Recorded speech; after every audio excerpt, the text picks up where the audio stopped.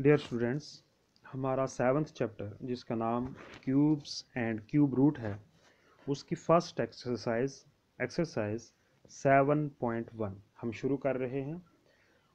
First question उसका है, question number 1, which of the following numbers are not perfect cubes.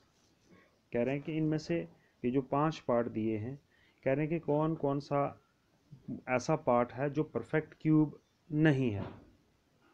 यानी कि जब हम इन पार्ट्स में से किसी भी पार्ट के प्राइम फैक्टराइजेशन करें तो वो 3 के हिसाब से उनके पेयर्स नहीं बनते। इसका मतलब है परफेक्ट क्यूब। तो लेट्स स्टार्ट फर्स्ट पार्ट, और फिर आपको समझ आएगी कि किस तरह से इसको हम परफेक्ट क्यूब किसी पार्ट को कहेंगे और किसी को नहीं कहेंगे। तो फर्स्ट पार्ट हम शुरू करते हैं। फर्स्ट पार्ट है हमारा 216।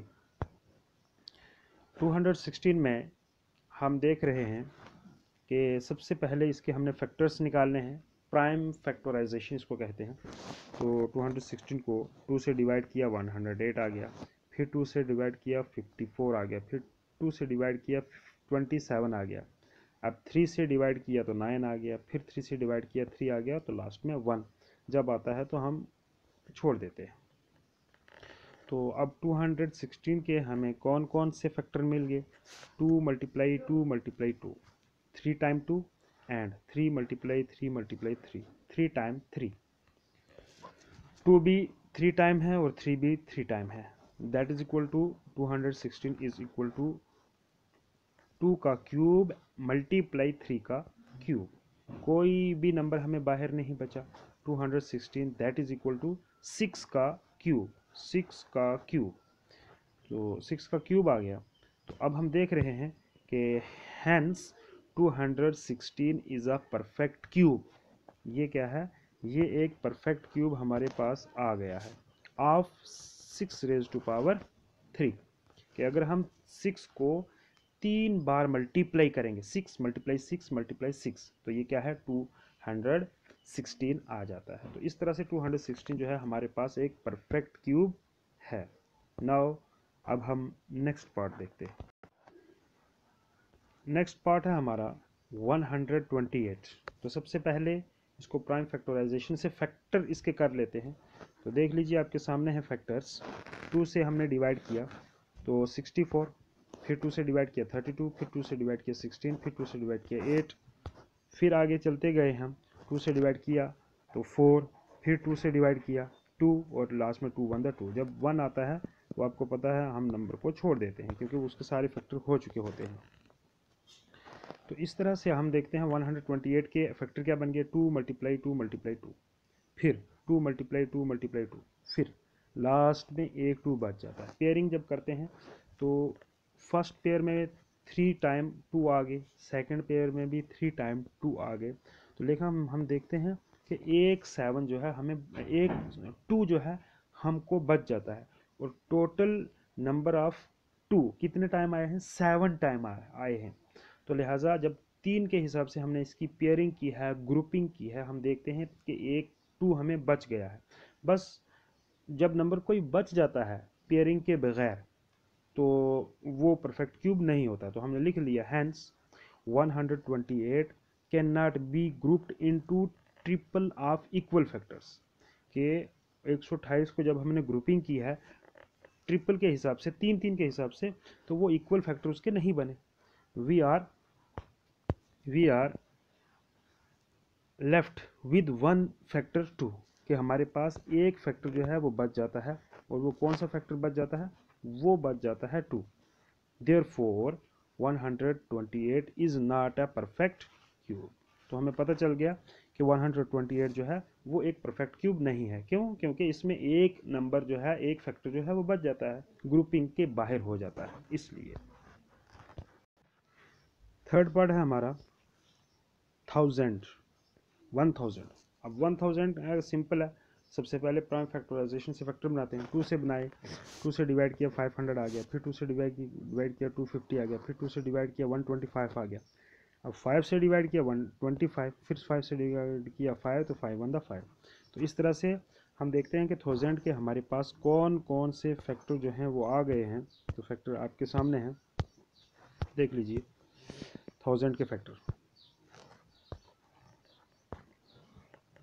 1000 के फैक्टर हैं 2 multiply 2 multiply 2 and 3 multiply 3 multiply 3। तो हम देखते हैं कि 2 भी 3 टाइम आया है और 5 भी 3 टाइम आया है। दैट इज इक्वल टू 2 का क्यूब मल्टीप्लाई 5 का cube, that is equal to 2 5 the 10।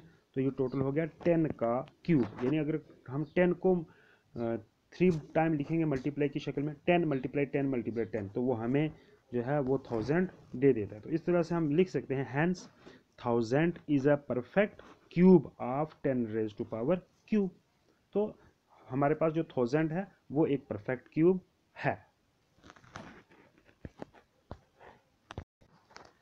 अब हमारा इसी एक्सरसाइज 7.1 का क्वेश्चन नंबर 1 का फोर्थ पार्ट है। तो ये जो फोर्थ पार्ट है ये आपका होमवर्क है, ये आपने खुद करना है। और है क्या 100, तो 100 के आपने इसी तरह फैक्टर बना देने हैं।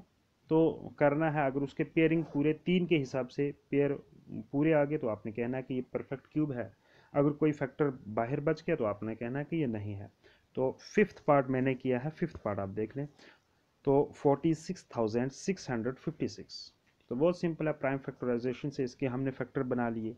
तो फैक्टर आपके सामने है, 2 से डिवाइड किया तो 23,328, फिर 2 से डिवाइड किया 11,664, फिर 2 से डिवाइड किया 5,832, फिर 2 से डिवाइड किया 2,916, फिर 2 से डिवाइड किया 1,458, फिर 2 से डिवाइड किया 729, फिर 3 से डिवाइड किया 243, फिर 3 से डिवाइड किया 81, 3 से डिवाइड किया 27, 3 से डिवाइड किया 9, 3 से डिवाइड किया 3 एंड 1।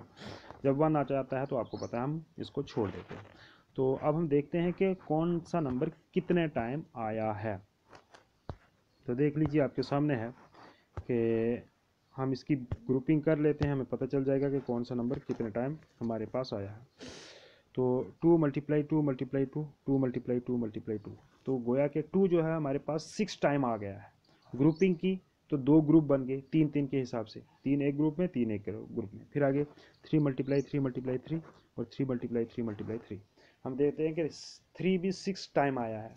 ग्रुपिंग की तो 2 ग्रुप बन गए 3 3 के हिसाब से। अब दैट इज इक्वल टू 2 का क्यूब मल्टीप्लाई 2 का क्यूब, यानी 2 भी 3 बार आया है, फिर दोबारा फिर 2 3 बार आया, फिर 3 का क्यूब मल्टीप्लाई 3 का cube, that is equal to. अब ये सारे नंबर जो हैं वो 3 3 बार आए हैं, तो मैंने क्या किया, इन सबको इकट्ठा कर दिया। 2 मल्टीप्लाई 2 मल्टीप्लाई 3 मल्टीप्लाई 3, इनका बाहर ब्रैकेट दे के एक ही क्या दे दिया, क्यूब दे दिया कि ये हर नंबर इनमें से 3 3 बार है। दैट इज इक्वल टू, इन सब को मल्टीप्लाई किया तो ये कितना आ गया 36, इंटू 2 द 4, 4 3 द 12, 12 3 द 36। तो हम क्या लिख सकते हैं, hence 46,656 is a perfect cube, perfect cube of 36 का क्यूब। यानी अगर हम 36 को 3 टाइम मल्टीप्लाई करते हैं तो ये हमें क्या दे देगा 46,656।